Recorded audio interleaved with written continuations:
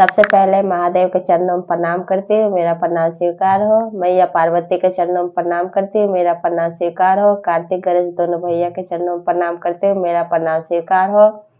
सभी देवी दुर्गा के चरणों में प्रणाम करती हूँ, मेरा प्रणाम स्वीकार हो। जितने मेरे गुरु भाई बहन है, मैं सबको प्रणाम करती हूँ। महादेव से दया मांगती हूँ, हे महादेव सब पे दया कीजिए, पल पल दया कीजिए।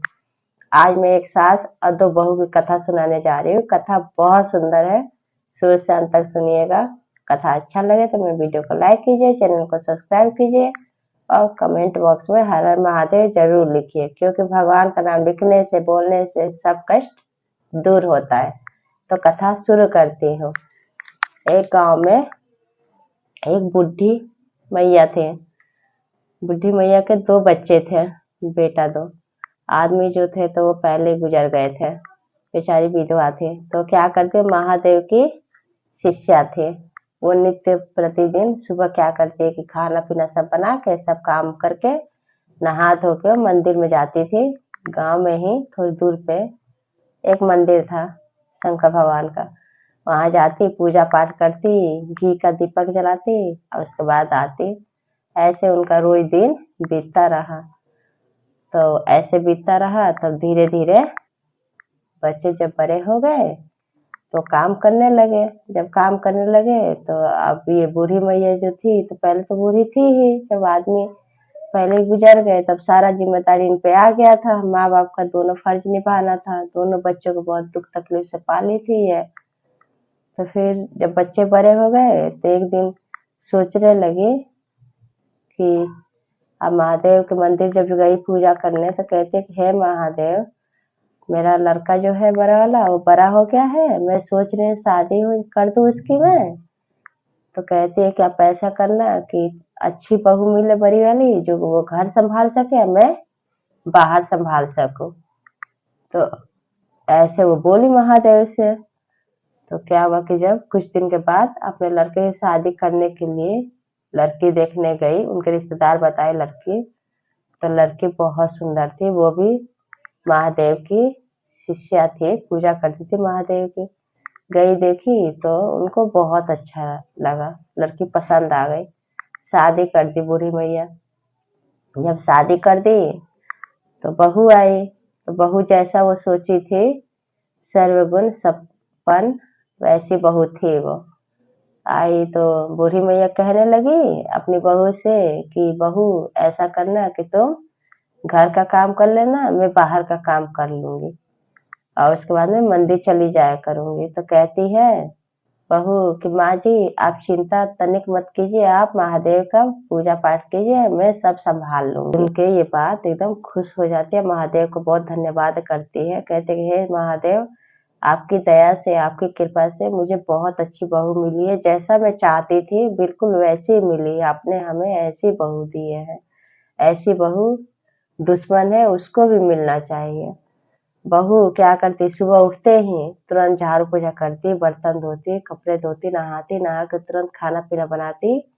और इधर सास के लिए, बूढ़ी मैया जो थी वो बूढ़ी हो गई थी, उनके लिए जल्दी पानी भर देती थी, नहा धोवा के उनको जल्दी विदा कर देती, क्योंकि वो चाय भी नहीं पीती थी। जब तक पूजा नहीं करती थी वो चाय नहीं पीती थी। और जाती मंदिर में पूजा करती, घी का दीपक जलाती, महादेव का पूजा करके आती, तब जाकर खाना खाती थी। आती थी तो घर का सारा काम हो जाता था, वो देख के खुश हो जाती थी।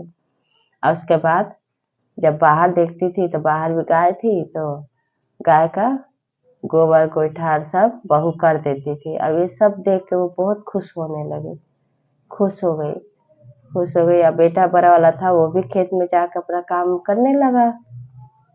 फिर कुछ दिन बाद छोटा वाला जो बेटा है वो भी बड़ा हो गया, वो भी अपना सर्विस करने लगा। तब ये क्या कि बूढ़ी मैं सोची कि अब मेरी बड़ी वाली बहू है तो घर बाहर करके ये भी मतलब परेशान हो गई है, तब छोटे बेटे का शादी कर दूंगी तो बहू आ जाएगी, तो आ जाएगी तो घर संभाल लेगी, बहू मेरी बाहर का संभाल लेगी, मैं मंदिर पूजा करने चली जाऊंगी। यही सोच के वो शादी कर दी छोटे बेटे का। लेकिन छोटे बेटे का शादी करी तो छोटी बहू जो आई तो ढेर सारा साथ में कलेश लेकर आई। कलेश लेकर आई तो बड़ा बेटा जो है वो खेत में काम करता है, और छोटा बेटा सर्विस करता था, उसको ज्यादा पैसे मिलता था, ज्यादा आमदनी होता था। तो क्या हुआ कि जब आई छोटी बहू तो बोली सास कि बहू तुम घर संभालना, बड़ी बहू बाहर संभालेंगे, मैं मंदिर में सुबह सुबह पूजा करने चली जाती हूँ।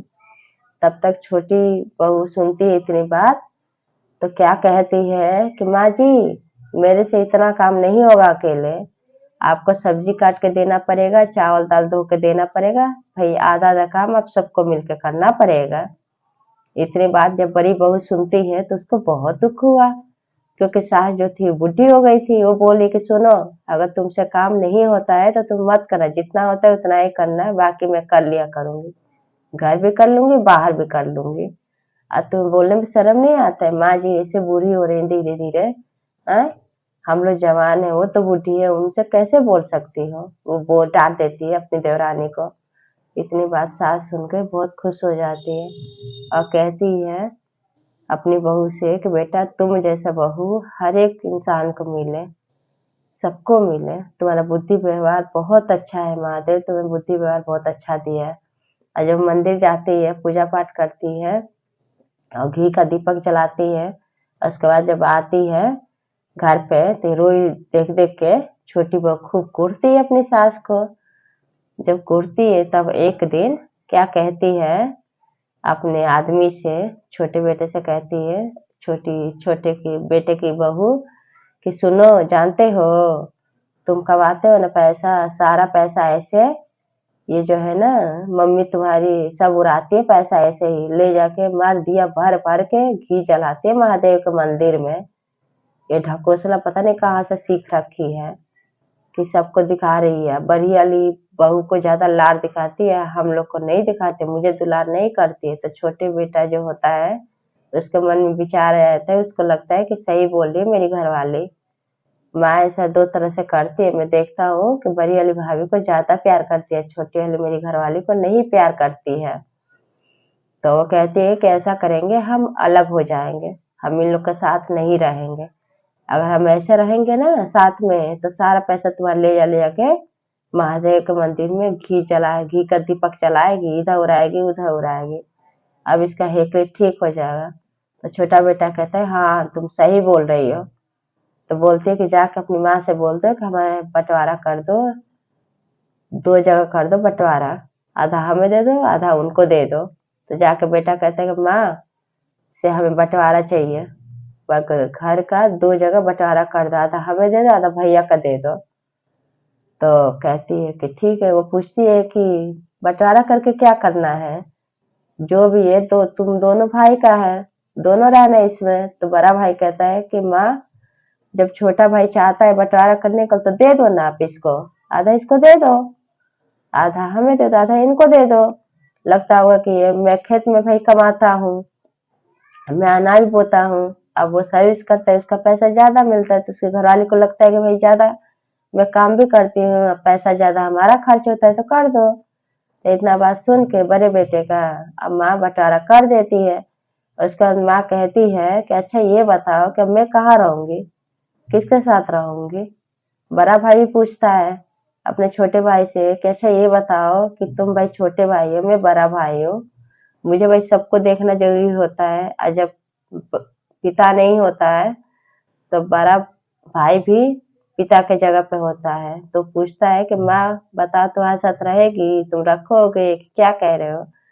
तब तक इतने बात सुन के छोटे भाई की पत्नी कहती है कि मैं इस बुढ़िया को रख के क्या करूंगी, इस बुढ़िया को मैं नहीं रखूंगी। रोई रोई ले जा ले जाके सारा पैसा फेंकेगी महादेव के मंदिर में, घी ले जा लेके 1 1 किलो चढ़ाएगी। से हमें जरूरत क्या है बुढ़िया को रख के, फालतू में खर्च करती है, ढकोसला करती है कि पूजा करने जाती पूजा करने जाते हो, नहीं रखती है। अलग अलग हो जाते हैं दोनों। फिर बड़ी बहू कहती है कि कोई बात नहीं बाजी, जो हमारे पास है उसे हम गुजारा कर लेंगे। फिर किसान क्या बेटा जो है बड़ा वाला खेत पे जाता है, अपना अनाज बोता है, अपना ले आता है काट पीट के, अपना उसी में गुजारा करते हैं। फिर क्या होता है कुछ दिन बाद ये कहती है सास अपने बड़े बेटे से कि हर साल तो मैं 5 ब्राह्मण खिलाती थी, लेकिन इस बार मैं सोच रही हूँ कि 2 ब्राह्मण खिला दूँ। तो बड़ा बेटा कहता है कि माँ, जब हमेशा 5 ब्राह्मण खिलाती थी, तो इस बार क्या हो गया? इस बार भी 5 ब्राह्मण खिला लो। तो नहीं, पहले तुम दोनों भाई काम करते थे, अब तुम अकेले हो, तुम्हारा छोटा भाई अलग हो गया है। तो कहता है बड़ा बेटा कि उससे कोई फर्क नहीं पड़ता है माँ, आप ऐसा करो, आप 5 ब्राह्मण ही खिलाओ, जो भी है अनाज है इसी में से मैं सब कुछ थोड़ा थोड़ा ला दूंगा, आप 5 ब्राह्मण खिलाओ।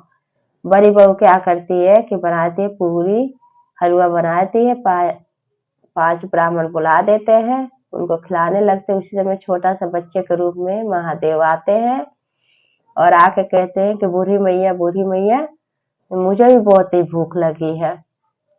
बूढ़ी मैया कहती है कि बेटा आ जाओ, तुम भी बैठ जाओ, मैं भी 5 ब्राह्मण अभी बुलाई हूँ खाने के लिए, आ जाओ तुम भी बैठ जाओ। उसको भी बिठाती है। उनको नहीं पता होता है कि ये स्वयं महादेव है। आके बिठा देती है और बिठा के सबको पूरी या हलवा खिला देती है। और उसके बाद महादेव को पेट में दर्द होने लगता है, बहुत तेज का दर्द होता है पेट में। तो वो बच्चा महादेव कहते हैं कि अच्छा बूढ़ी मैया बताओ, मैं पेट कहाँ हल्का करूं, मुझे कोई जगह नहीं दिखाई दे रहा है।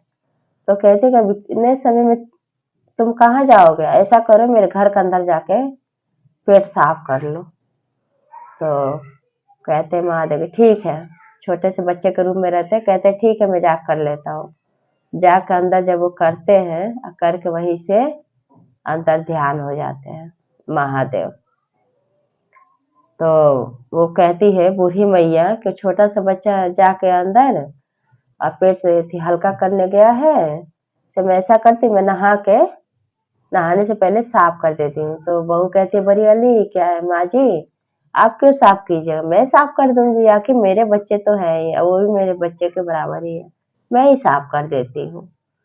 तो फिर खुश हो जाती है, कहती है कि बहू तुम जैसी ना बुद्धि विचार के, जितना तुम्हारा आदत बढ़िया भगवान दे रखे महादेव, मेरी किस्मत बहुत अच्छा है कि तुम जैसी बहू पाई हूँ मैं। ऐसी बहू किस्मत वालों को मिलता है, इंसान ऐसा बहू भगवान देते हैं। फिर क्या होता है कि जब अंदर जाती है बहू तो देखती है कि वहां तो कुछ नहीं है, चारों तरफ हीरा मोती जवाहरात से भरा पड़ा है, कोई गंध नहीं, कुछ नहीं। अब बुलाते अपनी माँ को, माँ जी आप यहाँ आइए, ये देखिए। देखते चार तरफ सोना चांदी हीरा मोती, इतना धन दौलत भर जाता है कि मानो कि मतलब एकदम घर में रखने की जगह नहीं होता है, इतना महादेव उसका गरीबी दूर कर देते हैं। फिर क्या होता है कि जब ये सब चीज छोटी बहू को जब पता चल जाता है, जब मकान बन जाता है 3-4 मंजिला, जब छोटी बहू देखती है आके थोड़ी दूर से ही, और देख के खुश हो जाती है। अब वो कहती है अपने आदमी से, आप ऐसा करो जाओ, अपनी बूढ़ी मैया है ना, उनको ले आओ, हम अपने पास रखेंगे, हमारे पास ही महादेव आएंगे और वो भी खा के जाएंगे, ढेर सारा दौलत दे के जाएंगे। आके पहले पूछ लेती है, तो उसकी जेठानी पहली बड़ी वाली बताई थी ऐसे ऐसे हुआ था, हम लोग ब्राह्मण बिठाए थे, खिलाए थे पिलाए थे, ऐसे पेट हल्का करने के लिए अंदर एक छोटा सा बच्चे के रूप में महादेव आए और गए अंदर हल्का करने, और वहीं पे इतना सारा धन दौलत छोड़ के चले गए। अब उससे रहा नहीं गया, फिर छोटा भाई आता है और कहता है आके बड़े भाई से कि भैया मैं माँ को अपने साथ रखूंगा, मैं ले जा रहा हूँ। तो बड़ा भाई कहता है कि ठीक है ले जाओ, माँ है, मेरा भी हक है तुम्हारा भी हक है, ले जाओ। तो माँ चली जाती है। जब माँ चली जाती है तो कहता है छोटा बेटा कि माँ तुम भी खिलाओ ना ब्राह्मण बुला के यहाँ पे। तो बहू भी कहते हाँ माँ जी आप भी खिलाओ ना, 5 ब्राह्मण यहाँ पे खिलाओ, आप भी अभी पूजा पाठ करो, क्या हो गया, आप मंदिर जाओ, घी ला के रख देती आधा किलो, आप भी घी ले जाओ, घी ले के दीपक जलाओ वहां पे मंदिर में महादेव के। जाती है पूजा पाठ करती है, 5 ब्राह्मण बुलाती है, अब वो भी पूरी हलवा के बनाती है छोटी बहू। तो 5 ब्राह्मण के साथ एक छोटा सा बच्चा भी आता है, तो खिलाती है। खिलाने के बाद वो कहता है कि ऐसा है मुझे ना अपना पेट जो है हल्का करना है। तो छोटी बहू कहती है कि हाँ आप ऐसा कीजिए, आप जाके अंदर हल्का कर लीजिए, मैं साफ कर दूंगी।